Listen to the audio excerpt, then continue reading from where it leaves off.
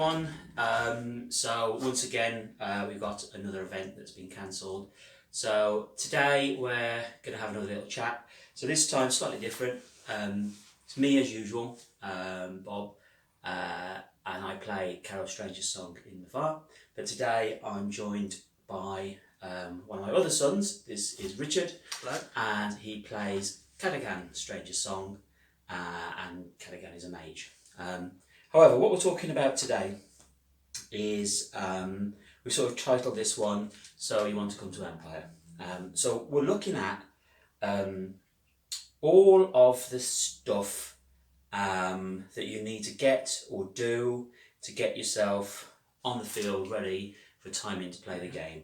We're not looking at the actual game itself or playing the game. There's plenty of videos out there for that. We're just looking at the sort of things that you're going to need to bring and the things that you are going to expect to be finding on the first few hours on the Friday or possibly Thursday when you arrive, and getting ready to play the game. So the first thing I want to talk about is budget, because it can be very important. Yeah. So besides the price of the ticket, which you can find on the Profound Decisions website for ticket prices, the amount of money that you spend can vary vastly. Yeah, definitely. Yeah. So you can go from a few pounds. Probably I would say the minimum you're going to look at is probably about the price of your ticket again, on if you're starting from scratch, as an absolute minimum. And you could spend hundreds and hundreds of pounds if you wanted to. I think most people are somewhere in the middle. Yeah. I think so. We certainly were, weren't we? Yeah, we bought a few bits. I've made a few bits of my kits. Mm-hmm. I think you were more budget than anybody else because you had very, very limited finances, didn't you? So you can LARP on a budget. Absolutely you can, yeah. It's just not as easy. You're trailing around charity shops looking for bits of fabric, bits of material. You've got to do a bit of work. Yeah. So you have money and you have time, and sometimes you have neither. But if you've got plenty of time and not a lot of money, then that's fine. You can sort out enough kit to get you to Empire for your first event. Right. So start going on from budget really. Is I guess we're probably going to talk about the lower end of budgets. We're not going to be talking about someone who's going to come in straight away with a £500 set of armour. Yeah. We're probably going to be talking about the very minimum things you need and the lowest amount of money that you can possibly spend to get yourself into Empire. Right, so first of all, probably the first thing that most people look at when they're considering going is where they're going to stay. And that can affect your budget really. Yeah, largely. We camp. We enjoy the camping. It is handy. You're literally on site. You're there. You can get up in the morning, get yourself ready, and you're on the field. I know a lot of people, especially people with accessibility issues, do choose to stay in a hotel. Mm-hmm. Obviously, a hotel's as expensive or cheap as. So for the very first event that we attended, which you were, I wasn't there. It was just you and Dan. Me, Dan, and Mum. It was. So the very first event we attended, because of the distance that we actually live from the site, it's about 5-hour drive for us to get there. We decided that we would travel up on the Thursday night, and we had a hotel on the Thursday night. So we could actually get there early Friday morning and set up our camp, and we've had a shower and proper breakfast, etc., before we get onto site. You can actually camp on the Thursday if you want to. We'll come back to that later. Obviously, if you decide to have a hotel, that's gonna bump up your cost, by a lot. I mean, most hotels are what? £50 a night? Yeah, for like a travel lodge, £50 a night. So you're going to need the Friday night and the Saturday night. You're going to need, at the minimum, you're going to need 2 nights. That's probably adding £100 to your event straight away. However, it's totally up to you, isn't it? Yeah. If you can't help with camping, but you really want to do the event, that might be an option for you to look at. It also makes a big difference if you're one of those people who do like to have a proper shower, and a nice comfy bed and not a camp bed. Mm-hmm. A hotel might be make and break for you because you actually get the rest you need. It does mean, however, unless you're relying on taxis, which is again more You money, need to drive. you need to drive or have a designated driver who's not going to be drinking, and that's something you got to weigh up, isn't it? It's something you got to weigh up. Not everyone's going to drink on the field. Not everyone wants to. No. So, well, probably moving on to the thing that like 99% of the people who go to Empire do, which is camp. Yeah. So you've got basically two options when you go to Empire. You can choose to camp out of character, or OC, or you can choose to camp in character, or IC. Sometimes it's not called, people will say OOC, so out of character, but OC generally out of character. So essentially what the two things are, the first thing is, so OC camping is just normal camping. Yeah.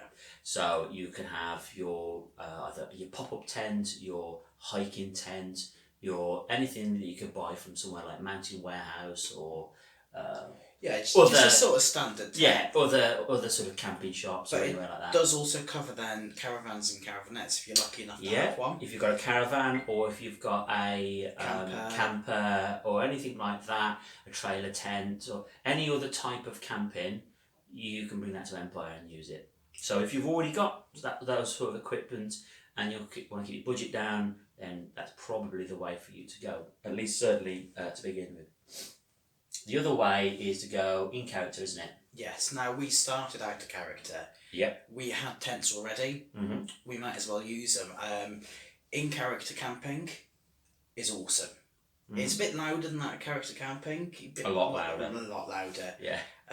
Because you're in the middle of the action. There's going to be bars and things around you. There's going to be people singing if you're in the bar.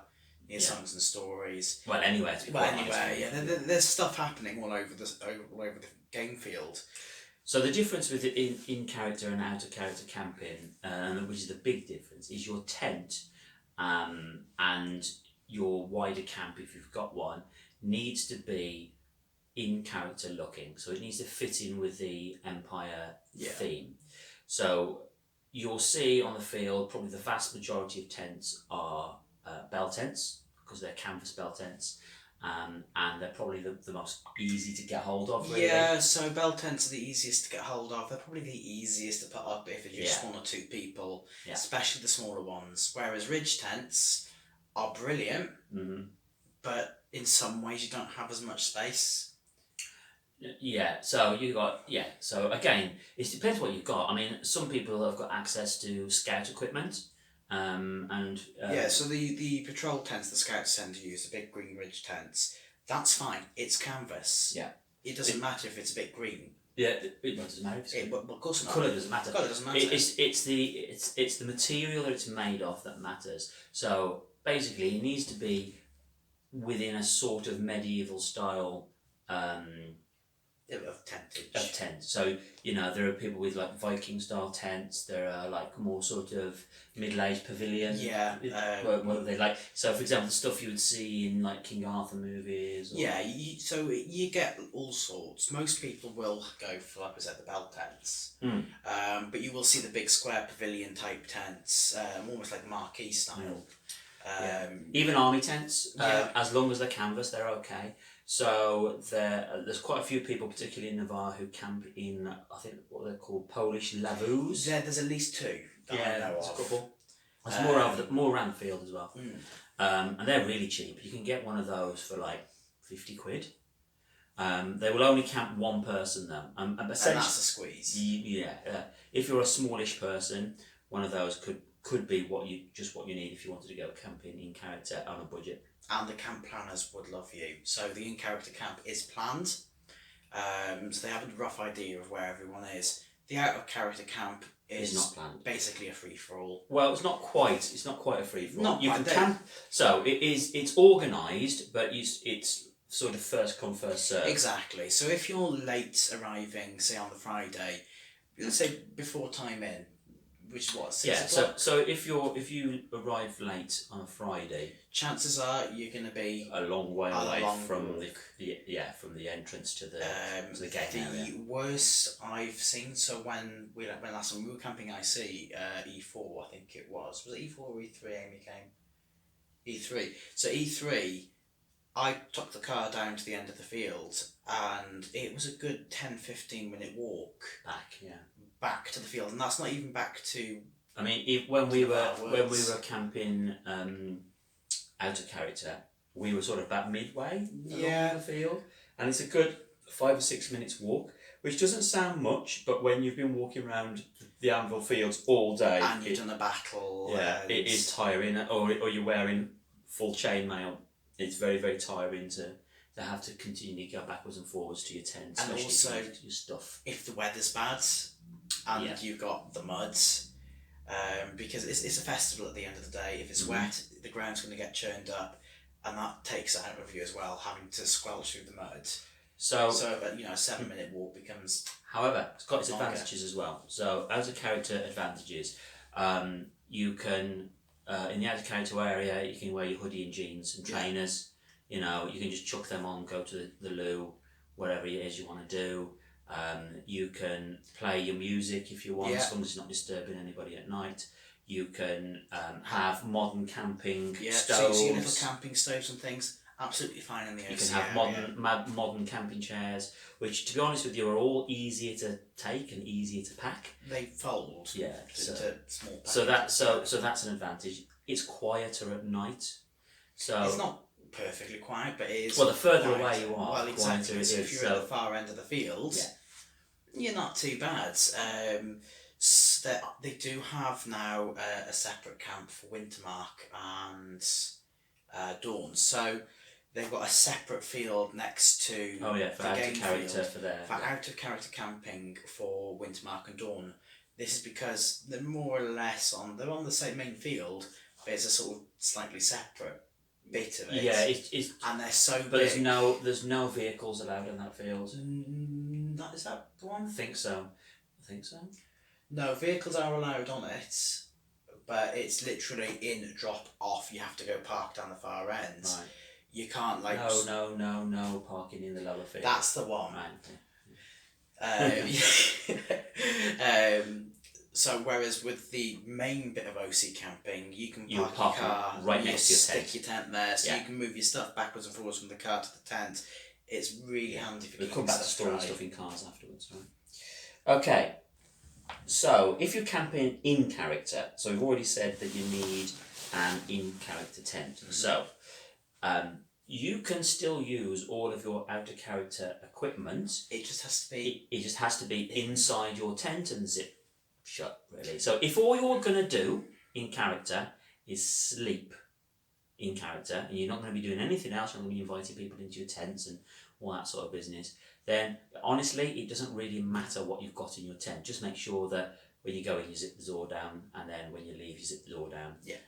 Well, obviously you want to do that, but so that nobody can see all of your out of character things that are inside it. So if you're just sleeping, you don't need really anything else. I mean, most people won't mind if you're getting that little gas stove out to cook something quickly in your camp and it goes away. Some people personally I wouldn't. I wouldn't either. However, don't forget timing is 10 o'clock each morning. Yeah, something like that. So if you by all means you have it out. So if you're in the in character area and you're cooking on a little camp stove at 7 o'clock in the morning, technically it's time out, so you're probably okay. I personally wouldn't. I would. Ours is used for putting the kettle on if we can't bother to wait for the fire. Basically, yeah. But what we actually do is I just open the doors and I've got a table just inside the doors, so there's plenty of ventilation. But it's not right out in the middle of the field, so no one can actually see it unless they're literally walking past the entrance to our tent. And our tent is positioned in such a way as the actual sort of roadways where people walk past, you wouldn't see it. Yeah, you'd have to walk into. However, to be honest with you, I don't think we used it last time at all. No, we had a fire going event, and that's another perk of being IC, I think. while you can have Yeah. fire in the OC area, it's not the same as having it IC, is No. it? You know, having it IC, especially with a bigger group, there's almost always someone there. So the fire's always going to some extent, you know. And again, it's not to say that you have to have a fire. No, of course not. You don't have to have a fire. But it's just nice. So the cost, if you were going to buy yourself a IC tent, so we've already mentioned the sort of Polish Lewus, which are about 50 to 100 Yeah. pound. Getting onto the cost though, PD do rent tents Oh yeah, out. yeah, that's true. They cost about £100 an event, so they will put it up for you. It's true. Which is handy. Very handy. But let's say you're going for 4-metre bell tents. What are they, about 400, 500 new? No, less than that.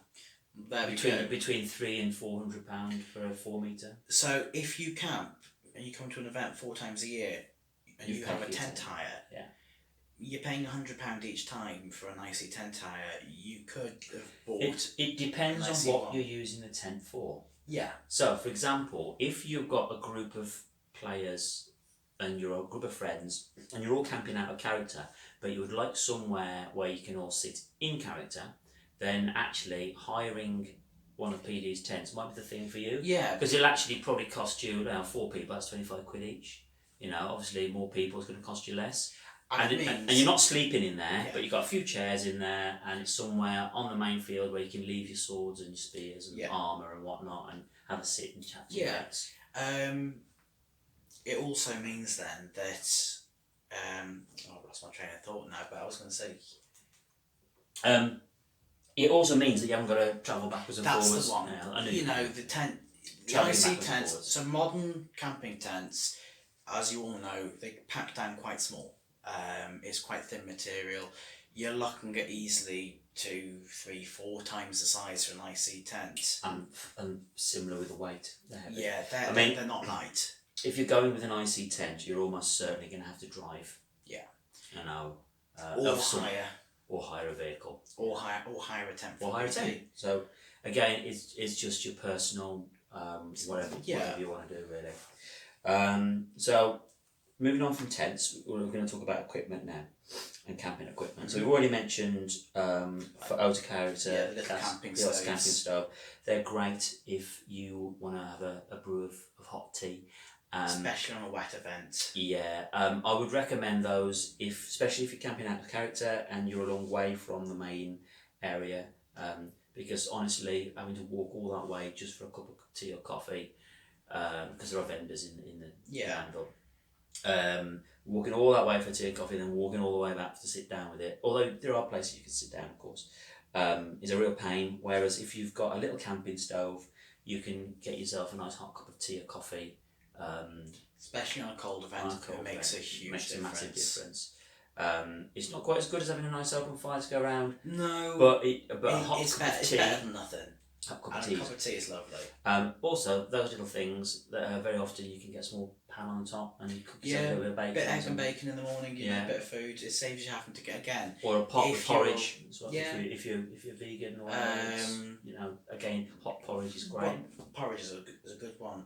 But it saves you, especially if you're towards the far end of the out of character field. They're lifesavers. Exactly. It saves you having to walk. Because it's only really Moorish and Wooden Spoon that do breakfast, isn't it?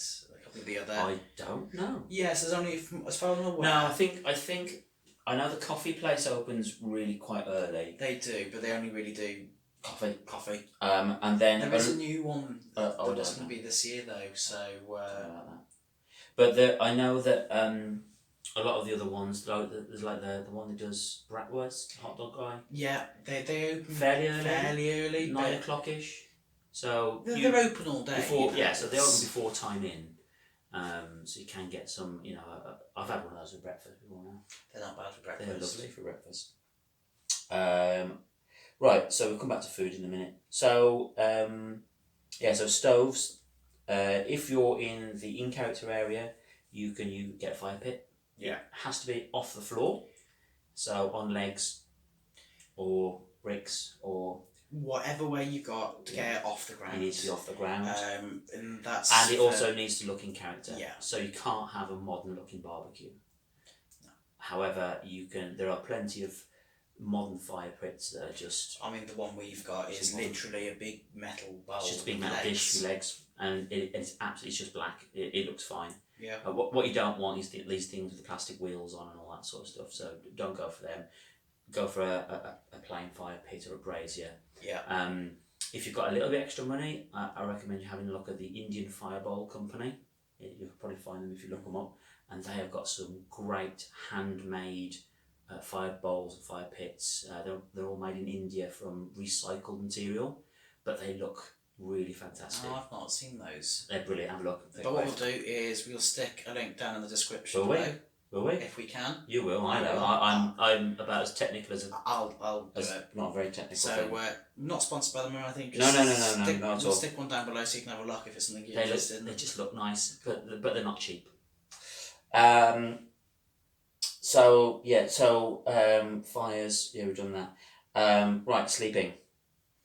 Right, yeah. Now on to beds. Now, of course, you're camping. If you've never camped before. So what would you say is the absolute minimum that you need to bring to sleep, either in character or out of character? Sleeping bag. Mm-hmm. And you know those like thin foam mats? Camping mats. Those thin foam camping mats with ideally a reflective backing on. Mm-hmm. And that'll keep the cold from the ground coming in. That's basically, and of course your tent to go over the top. So if you're not driving, obviously you've got to consider keeping the weight down on what you're bringing. So one of those roll mats and a good sleeping bag. Definitely a good sleeping bag. Will do you. However, if you're like me and getting on a bit and like your comfort, personally, we have gone with airbeds. Yeah, they are good. Okay. They're okay. Mm. Now, I'm a bigger guy, and airbeds, while very comfy, don't like me. So, you know, I'll go through an airbed and event if they're not the good ones. Yeah. So you can get airbeds. I've seen them as cheap. Well, I've got them as cheap as £7. Yeah. You're From looking supermarket. at little DLD. Yeah, diddly-dee. Yeah. Diddly-dee. Yeah, diddly-dee. We'll definitely if have you ever that spot sort them of on a thing. special buy, they do the camping mats as well. It's cheap, it's cheerful. Don't expect them to last Don't very expect long. them to last, but they do the job. But, I mean, if you're thinking, well, I want to come to Empire to try it, you know, for a £7 airbed, you know, it's if it lasts you the one event, it's probably... Cost of a couple of pints. Exactly, so it's hardly anything, is it? However, we've upgraded to camping beds now. Yeah. So there's loads of different ones you can get. You can get really cheap ones. We've gone for a sort of mid-range one, which is a steel frame. They do fold up. They're still quite bulky. However, we've got a trailer or access to a van, so it doesn't really matter.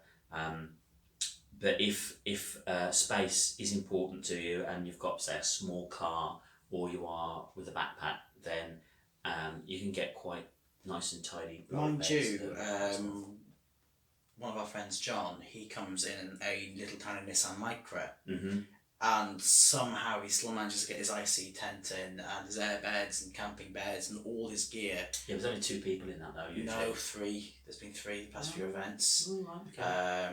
Because of Josh and Jessica as well. Alright, okay. Well done him. I don't know how he managed to fit it all in. Obviously some sort of We've got an MPV sort of car a big thing cube box. And a trailer. Well, you do. I've got a bike. You've got a bike. And we still struggle to get everything in. However, I'm crazy with stuff.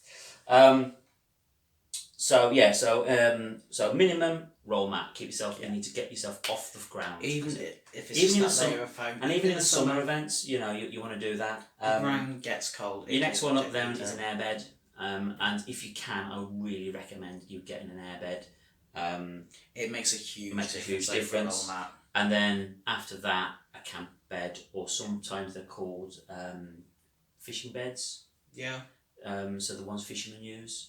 You might find in the army surplus as well, like the army cot type things. They tend not to pack down quite so well. But yeah, you can. But you may find it's all depending on your. So then you want a sleeping bag. So I would recommend getting at least a 3-season sleeping bag. Definitely. A lightweight summer sleeping bag might be okay in the one summer event if you just happen When to we're be going to talking that about one. June or July June now, or July. and it depends, because we've had some June events where we've gone and they've been colder and wetter than the April one. Yeah. Which is why we say get a 3-season, because if you're too warm you can always zip it down a bit. Yeah. If you're too cold though, it's in a bit trouble. more difficult to keep warm. So we, I can't remember which event it was, but even with we had some really good 3-season sleeping bags. We were still cold, so we now bring blankets as well. Yeah. It also helps if you want to have people in your IC tent. So this is more relevant to IC camping. Is with blankets and throws, all of a sudden your airbed and sleeping bag is disguised. Yeah. It's a pile of furs on the floor with a pile of blankets. That's it. Yeah, definitely. And I mean, we use what we've got. We've so if you're on a budget as well, we have actually got some dog beds. So we've got 2 or 3 sort of furry, sort of brown furry blankety things, which were as cheap as chips from a cheap chip shop. Pet place. I can't remember what it was. World Home. Pet World, yeah, one of them. And they were like 2 or 3 quid each. So they're not very big, but what they do, they perfectly cover one of those plastic clippy boxes with the lids, which, about 5 litre big. The sort of flat ones, is it? Or No, the big tall ones. Oh, yeah. So one of those dog blanket things covers one of those up. So we'll come back to those boxes in a bit. We use that. We use like throws, and we've got a couple of army blankets, and a couple of fleece blankets, and we use those as well just to cover all of our bedding, so you can't actually see any modern stuff. So that way you could invite someone back into your tent and have a bit of cool RP. I'll tell you what else those throws are really good for. If you've got a modern camping chair, you can just throw one over it, and then it's hidden straight away. And that's enough, if you're camping on a budget. Yeah. A foldable camping chair, especially if you've got a small car or you're strapped for space, a camping chair with a blanket over the top, brilliant. And your blanket does double duty then in the evenings if it's a bit cold. So if you're really stuck for space, and you need things to do more than one function, get yourself a wool cloak. So a warm wool cloak over the top of your sleeping bag can do wonders. And of course you can wear it as a cloak as you walk. So your first event you made yourself, was it your first or your second?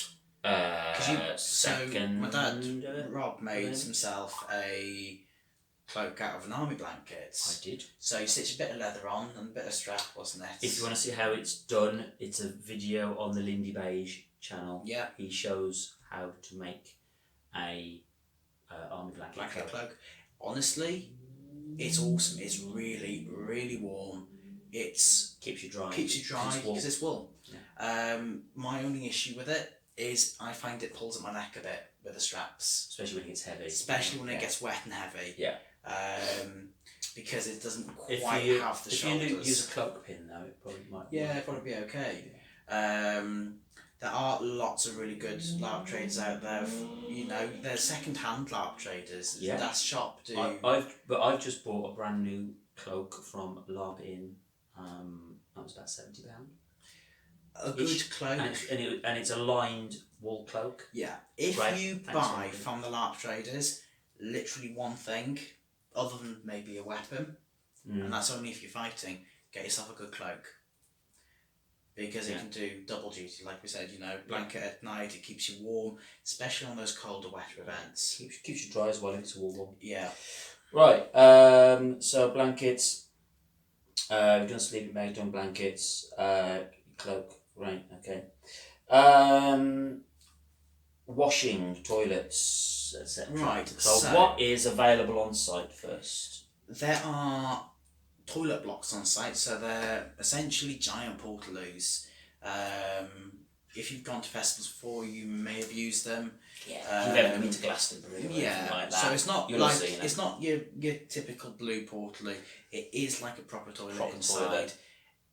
they're kept very clean usually. So the Like red hats brown and- cats. Oh, brown caps. Brown caps. They do an amazing job of keeping them clean. Obviously, in a muddy event, the floor's going to get muddy. However, if you go into them, the only thing that is ever is just the floor. Yeah. All right. They're kept the very clean. the Yeah, guys they're keep really them, good. and the girls, they keep them really, really clean. They do a fantastic job. It's a thankless job, and they do a wonderful, wonderful job. And I can't thank those people enough. So there is one set of toilets on the in-character field that are mean character-ish. Yeah, so they're opposite the hub. Opposite the Senate and the hub, they're down sort of the Yeah. bottom of the main field, as centrally as you could get, really. And they're like permanent fixed toilets. However, they're still They're Blue still chemical blue toilet. chemical toilets. Yeah. I think they do now put, because of how big Wintermark has gotten, there's a block. there is now a block in that field. Yeah. It is a big white block. Yeah. But they're needed. Absolutely, they are. Yeah. You know, in terms of washing facilities, then you'll find that a lot of the loo blocks don't have running water, It is true. They have but they will have hand sand there. The ones that have running water is that permanent in character block down the bottom. They've got I running think water. there might be another one or They've two. got hot and cold. Some of the others do. It just depends on whether they've been able to fill up the water tanks, because they've got big tanks underneath. There are showers available. The showers are generally good. There's two sides to them, one heated, one not. So they've got big black tanks on the roof. If it's a nice hot sunny event, the cold showers aren't bad. Yeah, they're They alright. can be warm. Yeah. Warmish, lukewarm. Warm. Um, Actually, they're nice in the hot. I know, hot event. When it's hot, they're cold- lovely. If you like your cold showers... They're just off cold then. Aren't they? Yeah. If you like your cold showers, they're fine. Yeah. If, like me, you like your creature comforts a bit too much... Oh, and me. to be honest Yeah, with you. the hot showers, great. There's one accessibility shower. Yep. However, if you do not need mobility aids such as a wheelchair or a scooter or that sort of thing, and you are able to walk a little bit, most, if not all, of the showers do have grab rails in. I think a so. few of them have shower stools in as well. So it is. And there's also now a new block of showers, isn't there? Yes. So the I've not site actually been to owner them yet. has put in a new block of showers down by the site entrance. If you're camping out a character in the new Wintermark Dawn outer character field, if you're camping They're in quite close character, to you then. they're quite close to you then. If If you're camping in character in Navarre and all, Navarre, maybe. it's a walk. It's a walk, but It's proper probably permanent. not much further than the walk to the other shower block. No, is it, really? and they're a proper permanent shower block. Mm. And I think they've got toilets in as well down there. I'm not sure. I'm not We've not sure. actually had a look, No. but I know they are. Next now time we a go, shower. have a look. We'll stick with it. However, saying all that, Wet wipes. Wet wipes. So sometimes it's just absolutely freezing cold outside, and the last thing you want to do is traipse across half the field at 7 o'clock in the morning to get into a shower. And that's another point. Go early for your shower, Yeah. because the boiler comes on, it heats the water, and then once the water's gone, It takes a long time. it takes a long time to come back to temperature. Yeah. If you want a hot shower, Go early. go early. Mm. You got to remember you've got 2,500 larkers in the field.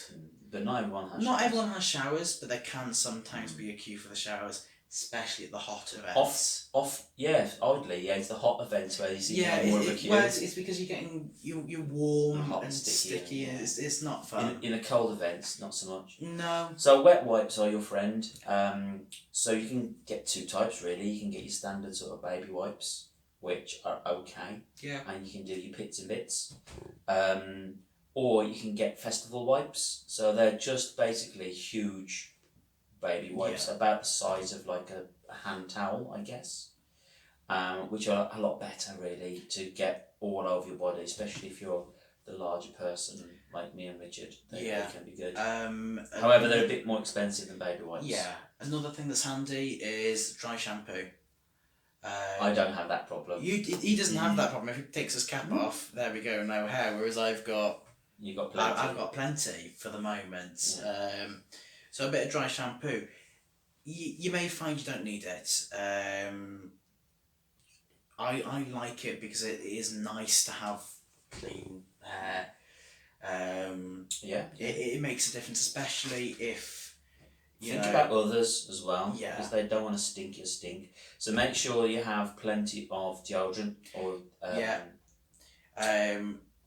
While it's not as good as a proper wash, baby wipes or Baby your wipes and festival deodorant. wipes and a bit of deodorant, it makes a you're good. massive difference. Yeah. You just feel better, don't you? Really, You when feel start the day. like brushing your teeth. That makes a difference as well. Don't forget your toothbrush, toothpaste, all that sort of stuff. Right. Okay. So don't forget all your toiletries. So next on to clothing and kit. So out of character clothing first. What do you want? So it depends on how long you're coming for. Yeah, if you're just going to be coming for Friday. a day. If you want to come for a day. So if you come in Friday, you want the clothes that you're wearing. Yeah, clothes you turn up in. And at least one other full set of clothes to go home in. Yeah. Right. Because that way, if something gets wet, you've got a fresh set. If you've got a car, leave them in the car. Yeah. So this is something I was going to say earlier. If you have a car, ideally we'll come to out of character kit, in character kit as well in just a second. But if you can, leave a full set of your in character base layers in your car and a full set of your out of character clothes in your car, because you never know what might happen to your tent while you're away from it. It can get blown away, it can get flooded, or like I had once where we didn't quite tuck the flaps underneath because I got a separate ground sheet, and it got the rain sort of blew in on one side of it, and it just wet one of the bags, and it just meant that some of my kit got wet. It wasn't a massive deal, but I can imagine that if that was all you had, if you've got very limited kits, that would be a real bummer. So so keeping dry kit is really important. Yeah.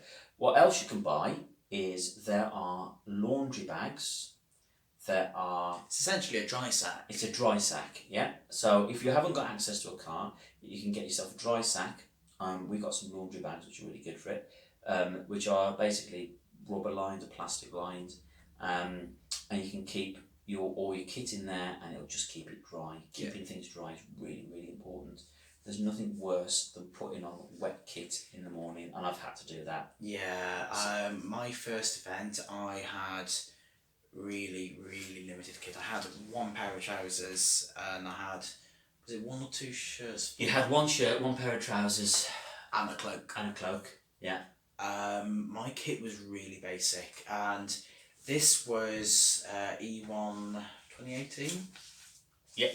E1 2018, which is sometimes referred to as the Mudpocalypse. Mudpocalypse. I did. And your boots as well. My boots were brilliant. Boots were alright, were they? Yeah, because I had a pair of Doc Martens, and we got onto boots in a second. I think.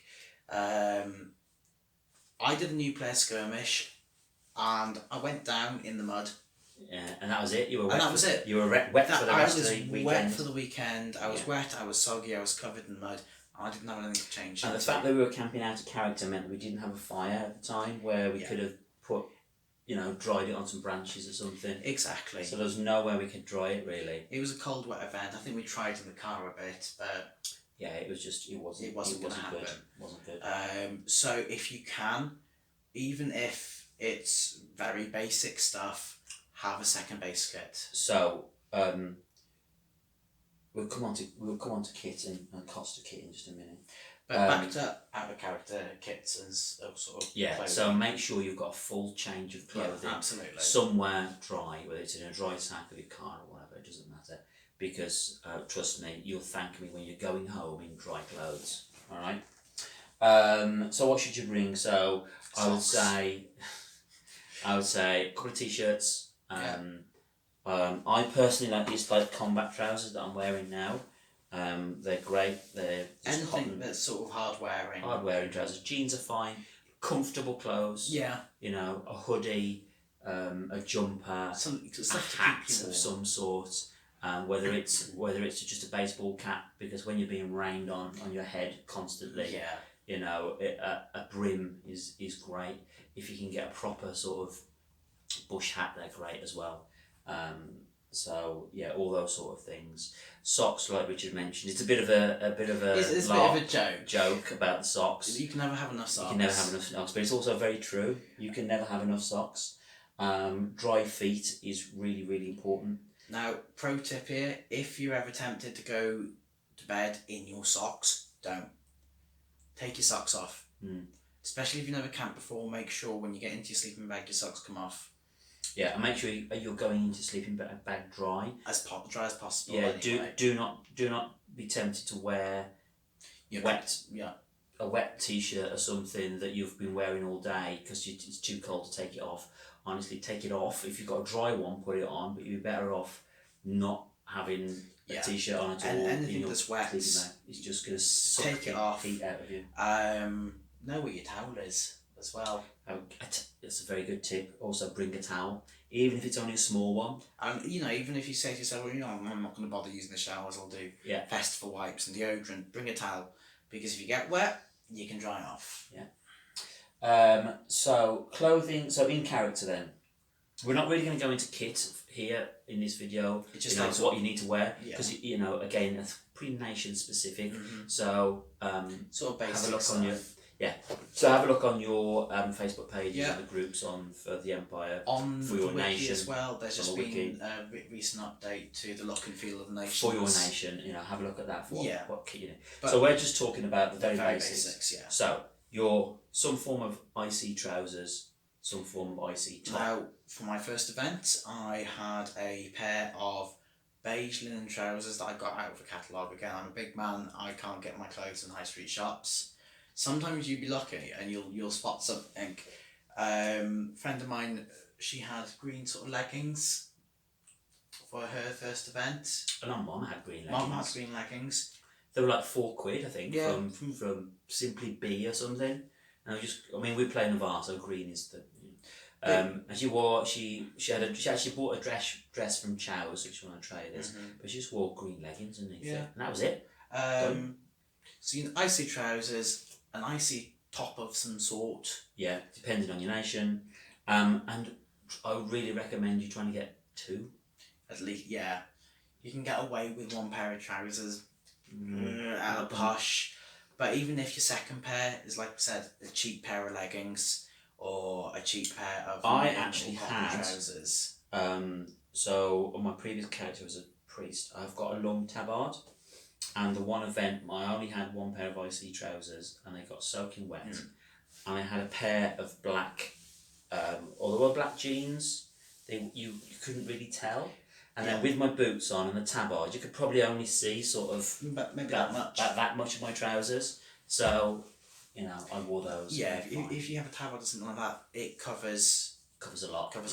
Tabards are great. They're easy to make. You will see sometimes people say kit or costume stops at the ankle. That's not actually true. It's not actually true. No. Kit is aspirational. Are we talking about boots now? We're getting on to boots now. Okay, boots. Now, my first few events, I had a pair of black Doc Martens. They're boots. They're okay. Mine had bright yellow stitching around them, which wasn't great, but... they weren't bright yellow stitching for more than 10 minutes after E1. Yeah, literally. They were just mud. I nearly lost one in the mud. Yeah. Now I've got a pair of Army Surplus boots. Army Surplus boots, honestly, while the Docs were good, these are better. Yeah. They're so waterproof. I can, even when we had, was it E2 last year, we had some bad mud. Yeah.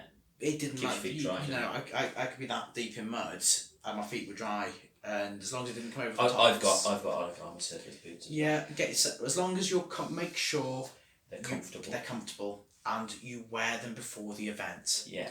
Because if you get a brand new pair of boots and you go to the event with them, you're going to get blisters, you're going to get sore feet. Break them in. Even if you just go for a few walks in them beforehand. So I have, again, because I've got a car, I've got the room, I got two pairs. So I've got what I call my in-character boots, which are basically black army boots. But I've also got a pair of a lighter weight walking boots, which I can wear in an emergency. Hiking boots. They are hiking boots, yeah. But I wear those out of character right up until 6 o'clock time in. Yeah. All right, because it keeps my in-character boots as dry as possible for as long as possible. Also, what I tend to take is a pair of sandals. Yes. Now I've got a pair of leather sandals, just normal shoe shop leather sandals. Velcro and all that. Okay, it'd be better if I had proper buckled ones and all that. I've got like a pair of flip floppy type ones Yeah. which look leather. Mine are leather. They're like sort of suede, and that mine are fine. Great for summer. Great. Oh, it's amazing in the summer. If it's dry, they're great. Because this time last year we had 37-degree heat. They're brilliant. And honestly, now I'll be honest with you, I didn't wear trousers at that event. You wore a war skirt. I wore a war skirt. That I can't even remember where I found it, online somewhere. Yeah. And sandals. A war skirt and sandals, and my God, that was a huge difference for me. The main reason for having a pair of sandals / flip flops / slip on trainers 3 a.m. is go to the loo. Yeah. So, if you need to go to the loo at, like Richard said, at 3 a.m. or more likely me at 6 a.m. in the morning, it's out of character, so it doesn't really matter what you're wearing. I've seen people in pink bunny rabbit onesies walking along in flip flops going to the toilets. I tend to throw on whatever I've got at hand and my sandals, because there's nothing worse than trying to lace up 20 pairs of boots. Yeah. Trying to get when you're desperate for the loo. So a pair of flip flops or sandals are great, unless it's really, really muddy, and then you're going to want a pair of wellies. Yeah, I mean, wellies are quick. Wellies to great. stick on. Yeah. If it's a wet event, if you've got space to bring them, a lot of people do wear wellies. Make sure they're plain, of course. Plain green, plain black. Plain green, plain black. If it's really wet, people understand. It's really wet, it's really muddy. If you can get gaiters for them. Yeah, I was going to say, you can get gaiters to cover them. And it disguises them a little bit. Again, it's all aspirational. If you're upping on a very, very tight budget. A pair of wellies. I've seen people just wear wellies the whole event anyway. Yeah. So, I mean, a pair of army boots, yeah, second hand, are still probably about 30 quid. Mine cost me 40. 40. And they were good nick from a local army surplus store. But you can get a pair of Wellingtons for what, 10 quid? Yeah, if that. People wear them all events regardless, they're fine. I mean, personally, I wouldn't. No. Because it's a rubber boot, your feet are going to get damp even if they don't get wet.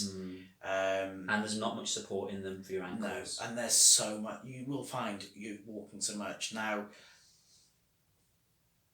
I think one event, I had my phone on me on Friday, on silent, basically off, hidden away in one of my bags. I tracked 30,000 steps in that one day just around that field. Yeah, you're gonna walk a lot. Yeah.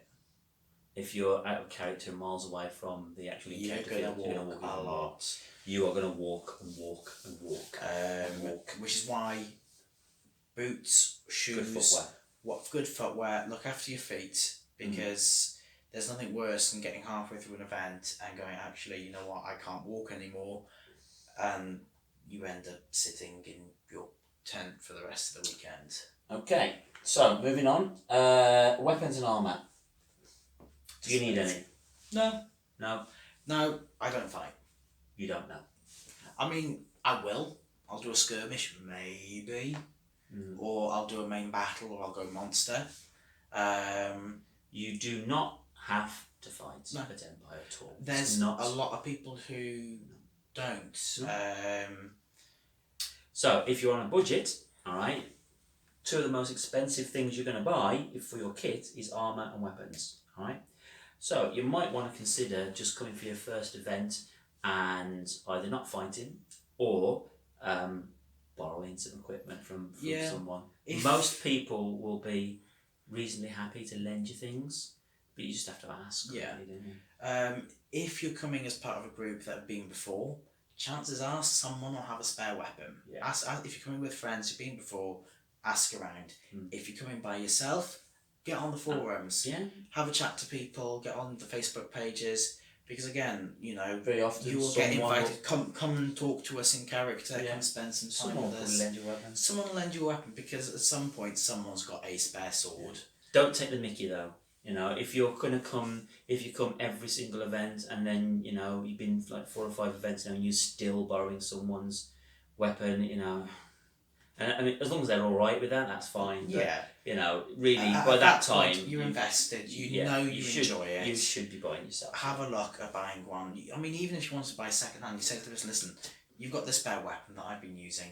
Can I buy it off you? Yeah. And, you know, at the end of the day, they might say, oh, yeah, sure, you know, you can have it for this or that and the other. Because, I mean, we've done that before with weapons we've had spare. We've sold them for in-character coin.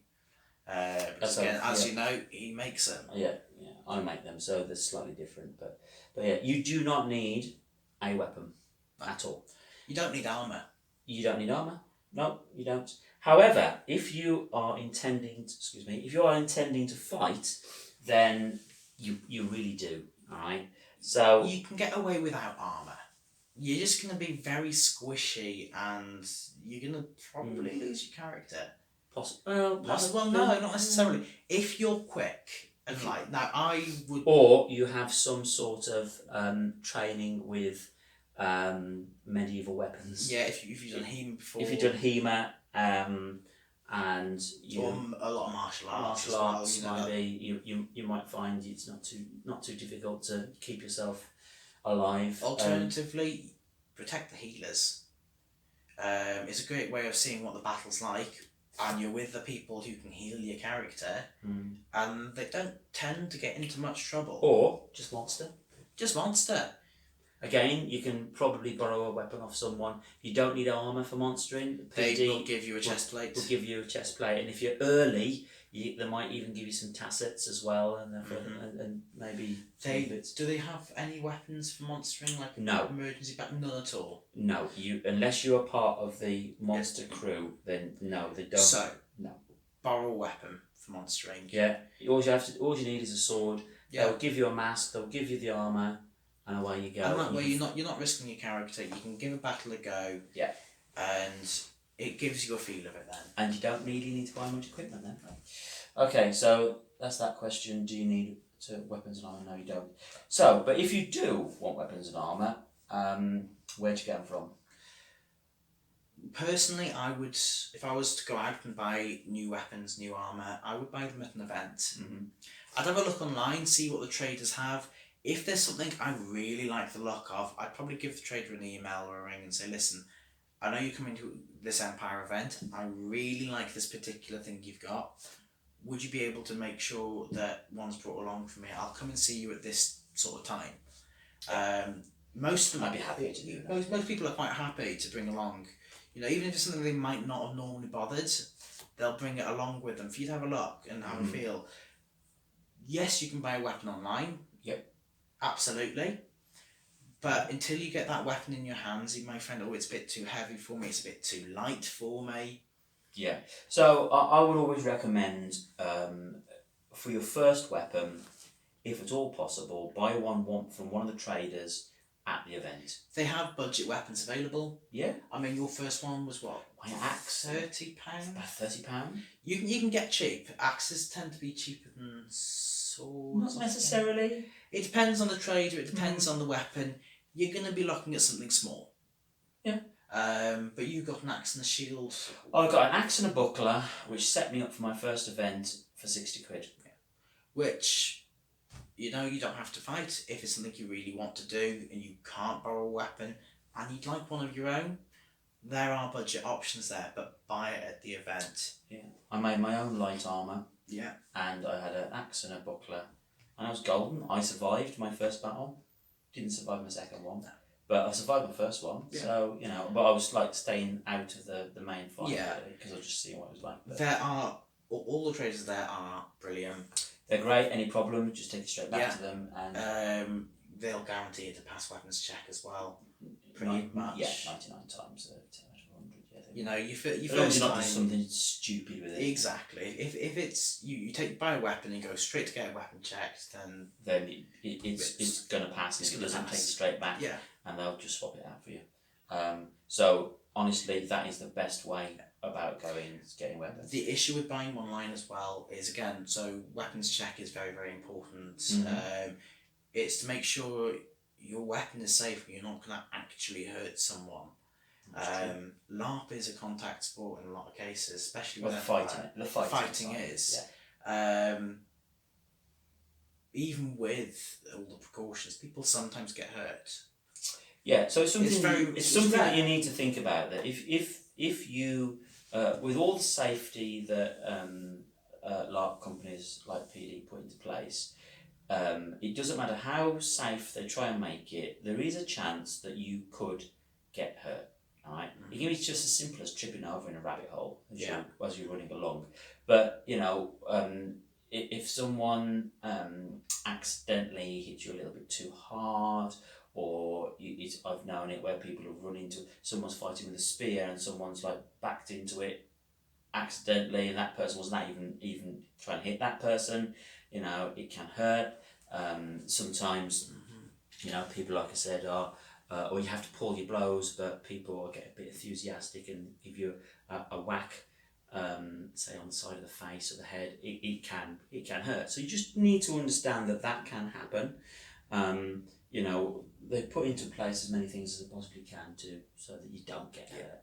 And if you're wearing some sort of armour as well, then you're not really. It's unlikely you're going to get hurt. But yeah, the point I was making about weapons bought online, especially if they are from, say, certain websites from China, because I have seen LARP weapons on there.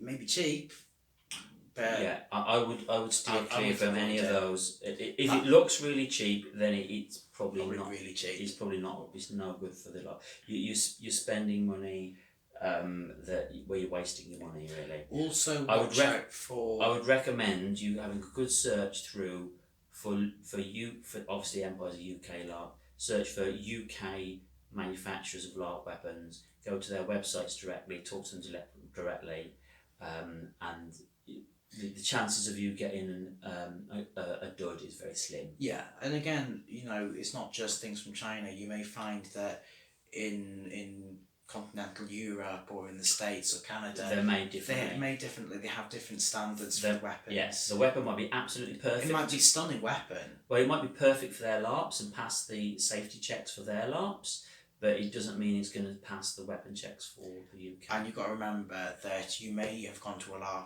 other than Empire before, in the UK, and a weapon that might pass that LARP may not pass Empire, because again, they have slightly different standards. True. And, different LARPs allow different things, essentially. Yeah. So, like I said, if you're buying a weapon, I would highly recommend that you get it from a trader at the event. Definitely. That's my I would say that's something you should really try and do. When it comes to armour and shields, not so much. Armour's armour. Armour's armour. Get something adjustable if you're ordering online. Something like chainmail. Chainmail's great. You can order that online. Yeah. And you as long as you get your size right, it's probably okay. Depends on the material that it's made of and where you've bought it from. Check the rules on the wiki, which gives you guidance on what it will count as which type of armour.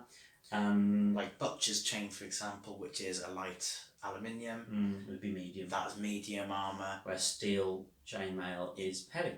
Right. Anyway, I'm not really going to go into all the different types of armour. That's not what we're here for. We're just saying that you can get it online and you can buy it at the traders. However, I found that for armour at traders, there's leather armour, lots a of little leather bit of armour. plate. You don't see chain. Not so much chain. Chain's bulky. It's heavy. It's hard to display. You get a bit. There's a bit. There's a bit, but plate armour's shiny, and it looks cool. Leather armour, you can have really cool. There's some really awesome design work on. Chainmail is. It's fine. It's armour. It's you just brilliant. you just don't see that much. No. Or at least I don't see that much in the traders. Anyway, moving on. I think the battery is about to die. No. It did have a warning pop up. Okay. We're gonna carry on until it stops. Right. Food. Let's speed it up a bit. Yeah. Right. So food. What's your options? Bring it yourself. Cook it yourself. Yeah. That's probably your cheapest option. Vendors and meal tickets. Vendors and meal tickets. If you get a meal ticket, it makes it cheaper. Yeah. Moorish do meal tickets. It works out at what about? I wouldn't like to quote prices on that. It does make it so it makes it cheap as long as you use them all. Yes. So if you're someone who will eat and make sure, and especially the meal tickets are handy because it makes sure you eat. Yeah, it does. These like I've spent the money on it already. I might as well go make use of it. People forget to eat. People think, oh, that was stupid. People forget to eat. I've forgotten to eat, and it's gotten to 4 or 5 o'clock in the afternoon. I go. You're just busy. I've not eaten. I've done the same. Or you can cook yourself. So if you're cooking in character, again, you need all the equipment really to do that in character. So you need some sort of something to cook on. So it'd be a fire, pit, bowl, range, whatever. You need something to cook on, and it needs to be in character. If you're cooking out of character, the camp stove's fine. You can have a kettle, you can have a little pan. I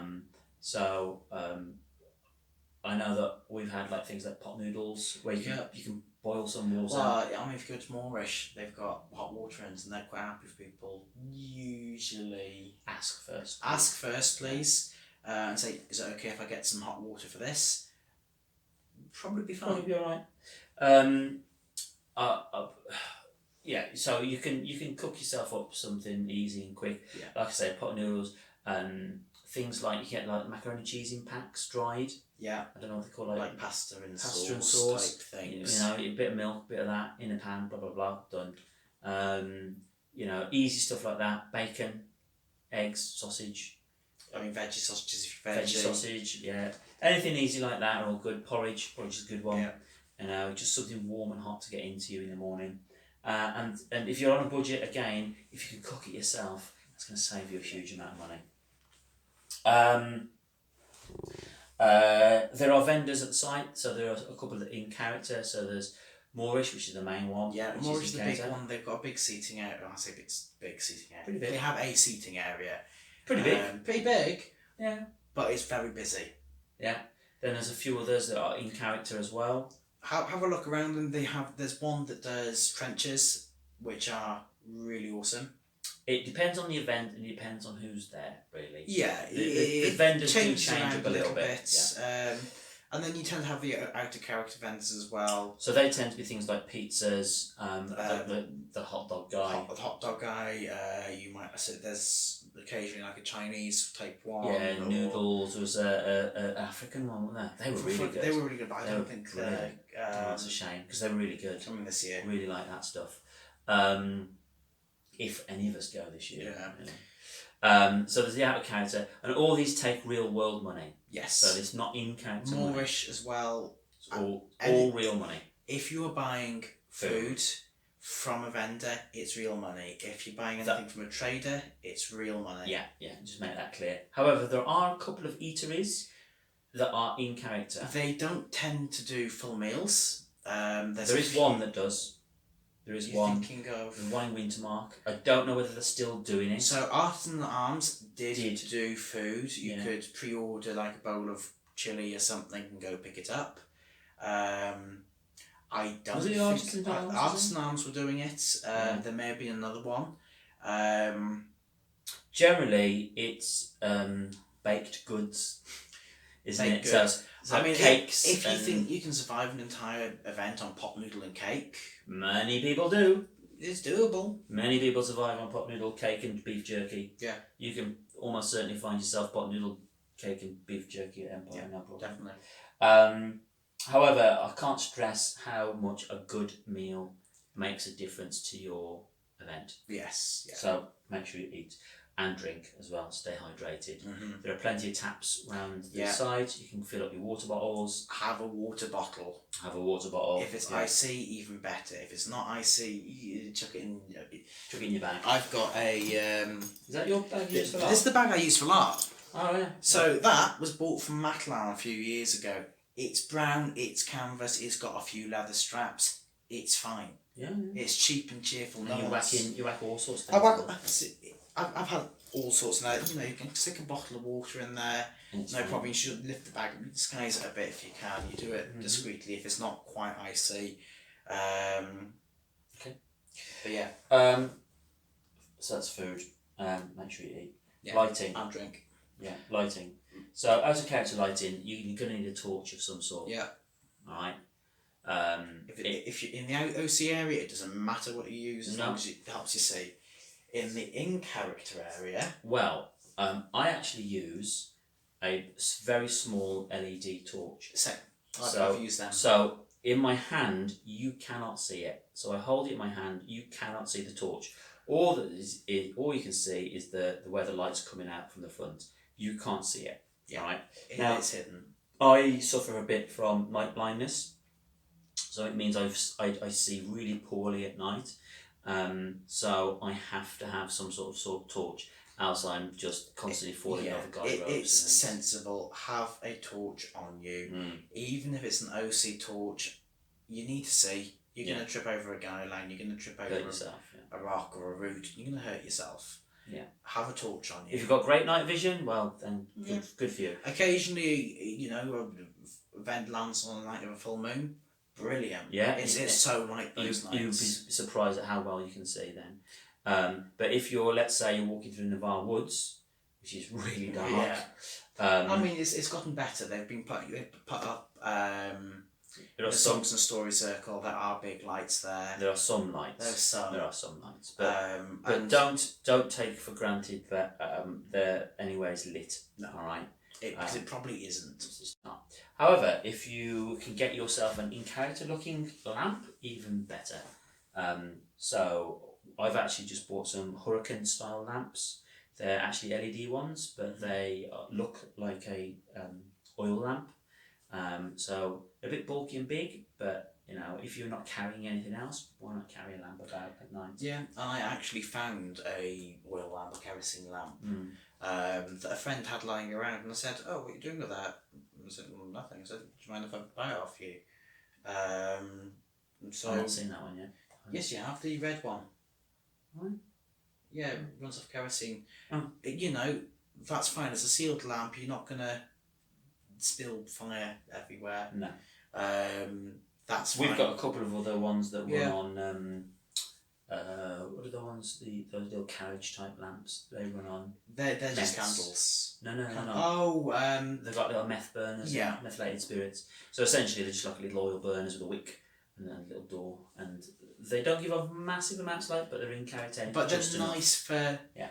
in your camp or sitting on a table. Inside your tent. Does it really matter? Does it? We've got unless you're inviting people in and it's meant to be an in-character area. You can get away with it. You can if you have it very high in your tent, or have something that's uplit, lighting up and reflecting off the canvas. That's fine. You can get away with it. Like for our tent, we've got those. Essentially, it looks like a light bulb, but it's a battery powered one with a little button on. Yeah. And that hangs on the tent really high up. And unless you go, "What's that?" Yeah. And even if you look straight at it, you can't really see what it is. It's bright and glowy. Yeah. Okay. Fairy lights. So I think people are. Some people. Some people like them. Some people don't. I like them. I quite like them. So in terms of Empire lore, light stones exist, and that's your excuse for fairy lights. The small ones, ironically, are brighter. LED fairy lights. They are very, very handy for putting around your guy ropes. Lots of people do put them around the tents and sort of string them around the guy ropes. Honestly, it's just a courtesy, really, that people walking in the dark. Especially if you're near a road or a main thoroughfare. Yeah. Because in the dark, especially if someone's not got a torch, it makes a difference. You're able to see, that's a tent. I'm going to trip over. Some people also use small path marker lights. Like the stake lights you can get for your garden. Personally, I don't mind them. I would rather someone have staked out where their guy ropes are with a path marker light than trip over the damn things. Yeah. So I know some people don't like them because they feel they break immersion, but safety first. I'm more. I don't particularly want to. And also remember to bring batteries. If you've got battery lights, bring bloody batteries. There is now, or at least there was last event, a shop. Yes, so they had like a festival shop there. Yeah. So you can get I them. don't know what the prices are like in there. They weren't bad. They weren't cheap, but they weren't bad. It's sort of standard sort of festival-y Yeah, type prices. So you can get stuff, but bring batteries. Bring batteries. Or oil if you've got oil lamps. Have a way, especially if you use your phone for your alarm in the mornings. Bring a battery pack. You don't have to. You can keep your phone switched off, which is what you do. I know you keep yours off. I tend to, with my phone, I turn it off and I leave it in the car. Yeah. My weekend of LARPing is not disturbed by the real world. Yeah. It's just it's just what I want to do. Yeah. However, some people rely on the phone for lots of things like clocks, time. For example, I do. So that bag I've just shown you, my phone will be in there on silent, on do not disturb, and I will literally use it just to go, oh, let me look in my bag, and I will have a look at my Mystic tablet. Yeah. And for time. Yeah. You know. I've got an in-character timepiece, which is like basically a pocket watch, except it's on a necklace. I've also used my phone as a torch in a push. You know, yeah. Oh no, I've left the tent without my torch, and I'm in the middle of, I don't know, the League camp, and I need to. No one will see it. It's just a light source. You hold it in your hand, you cover it. It's a light source. But please don't take a call in the middle of the hub. Yeah. That's yeah. No, don't do that. Yeah, definitely not. But personally, phones for me, it's locked away in my car, and I don't touch it until time out on a Sunday. Right, the last thing I want to talk about is, so you come into Empire for the first time, and you've now got all your equipment, you've set up your camp, you've got your cup of tea on the go, you've got all your spare kit, you've got your sleeping arrangements sorted, whether you're in character or out of character, and you're ready to go. It's not time in yet, but you want to go and have a look around Anvil. So, what are the main things you can see around Anvil? Well, the big thing with Empire... We're talking time out here, we're not talking about in the game or time in, so... Big thing with Empire is, of course, the not permanent structures, but physical buildings. Go and walk down the main street, because you will see at the bottom of the main street in Anvil, you've got the Forge, which is the pub. They take OC money, real money. That is your real money pub.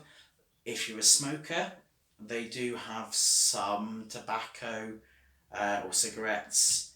Please bring identification to prove your age. Please do. If you're under 25, you will be challenged. You know, they are open from... Well, most of the day, isn't it? Pretty much. I think it's from like... So, Thursday night they open. Yeah. They are, however, for tobacco and things, again, I'm a smoker and I've been caught out without tobacco. They're not cheap, but you don't expect it to be at a bar. No. They can get very, very crowded, like Dad said, on Thursday night. Not sure how that's going to work in the future. Well, yeah, obviously. So what can you find in Anvil? Let's just run through them quickly, because we need to wrap up. I think. Yeah. So we've got the Forge, which is the pub, Yeah. and there's a permanent building. Next to there, you have the Senate, which is where the politics stuff happens. And that's a proper wooden building as well. You have the Hub, which is a massive tent, big marquee thing. Yeah, so that is where like notices get posted and all the guides hang out. Yeah. Sorry, guides. Priests, the people in the religious game. If you're looking for something to do, go there, have a look at the notice boards. Have a look at the notice boards. God. So God is in the out of character area. It means games operation desk. That is correct. You need to go and get your pack from there. It's if you've got a very big white tent. Yeah. It's an out of character and it's fairly well known. It's right next to the entrance to the main field from the main out of character camping. And then the other one that's set up by PD is the weapons check tent. That is usually on the main road. By the traders. Yeah, by the traders, on the corner usually, down from Moorish. If you've got weapons, you'll need to go and get them checked before you can use them. Yeah, please don't try and use a weapon before it's been checked. No.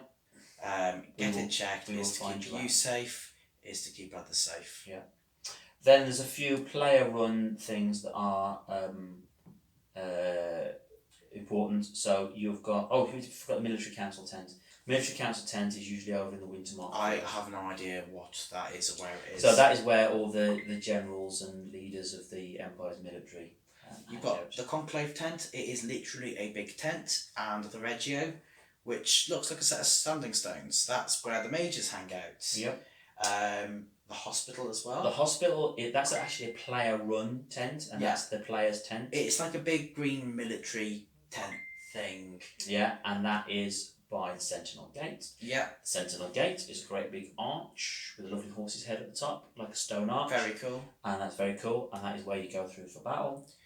And then there's the Anvil Library, which is somewhere around by the hub. The library is near the hub, so it's behind the hub. It's by the Anvil offices. If you walk down the main trading street, you will find the library. Just ask someone to point you in the right direction. The library's cool. They have lots of really cool in-character books. Yeah, it's great, and they're all run by players. All run by players, yeah. Right. Okay. So it's a very quick, brief rundown of what you can find in Anvil. We were dead. As that kind of was saved. Well, that's up so. There we go. I guess that's about it. Yeah, we want to run through very quickly the sort of things you can find in Anvil. There's not a lot more to say about that, really. Not really. Right, well, I hope you found this even slightly useful. If you've got any questions, by all means, put them in the comments below. As always, like, subscribe, hit the bell, all the usual malarkey. Do the things. Do the things, yeah. And hopefully we'll get a Empire event this year. If not, please look forward to seeing you all in the field next year. Hopefully. Thanks. Bye.